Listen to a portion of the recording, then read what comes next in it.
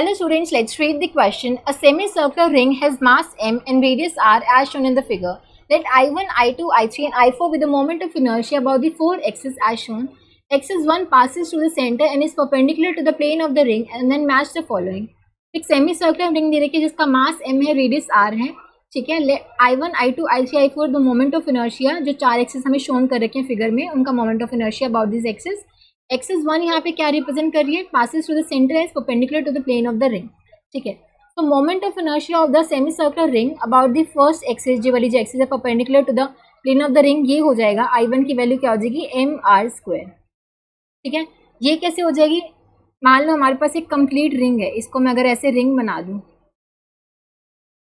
ठीक है, ये ऐसे सिमेट्रिकल है. अबाउट दिस एक्सिस अगर मैं निकालूं, मान लो 2m मास की है, तो इसका मोमेंट ऑफ इनर्शिया क्या हो जाएगा, 2m इंटू में r². ठीक, एक तरह से ये सिमेट्रिक है यहाँ पे. ठीक है, तो सिर्फ इस सेमी सर्कुलर रिंग का निकालना हो, सेमी सर्कुलर रिंग का, इसका मास कितना हो जाएगा, हाफ इंटू में mr². ठीक है, इसका हाफ हो जाएगा मोमेंट ऑफ इनर्शिया. ठीक है, क्योंकि मास हाफ हो गया है यहाँ पे. ठीक है, सो हम सेमी सर्कुलर रिंग का मोमेंट ऑफ इनर्शिया हमारा क्या आ जाएगा, mr².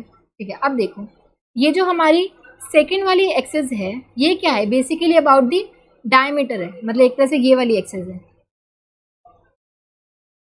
ठीक है, ये जो सेकेंड वाली एक्सेस है और थर्ड वाली एक्सेस है, ये क्या अबाउट दी डायमीटर है. ठीक है, अबाउट द डायमीटर निकालने के लिए हम परपेंडिकुलर एक्सेस थ्योरम लगा सकते हैं. ठीक है, एक तरह से जो हमारी डायमीटर की अबाउट है, ये दोनों क्या होंगे, सिमेट्रिक होंगे, दोनों इक्वल होंगे, इक्वल्स टू होगा ये हमारा अबाउट परपेंडिकुलर एक्सिस थ्योरम के अकॉर्डिंग क्या होता है, I X plus I Y equals to I Z होता है. तो यहाँ पे दोनों, ये मान लो आई वाई रिप्रेजेंट कर रहा है और ये आई एक्स, तो ये I Y plus I X हमारा किसके इक्वल हो जाएगा, आई जेड, मतलब जो अबाउट फर्स्ट एक्सिस है perpendicular to the plane of the ring, तो mr² के इक्वल हो जाएगा. तो 2id equals to mr². I D की वैल्यू क्या हो जाएगी, mr²/2. तो अगर मैं सेकेंड एक्सिस के अबाउट देखूँ या फिर थर्ड एक्सिस, दोनों के अबाउट डायमीटर हैं, तो ये हो जाएगा mr²/2.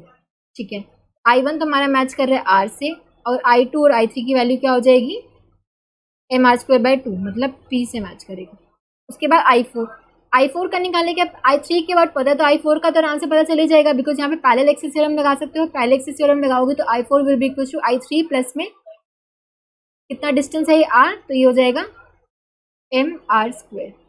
ये हो जाएगा mr²/2 प्लस में mr², this will be equal to 3/2 mr². तो ये मैच करेगा Q से. ठीक है, तो R P P Q, option 1 will be the correct answer. I hope आप सबको समझ आया होगा. Thank you so much.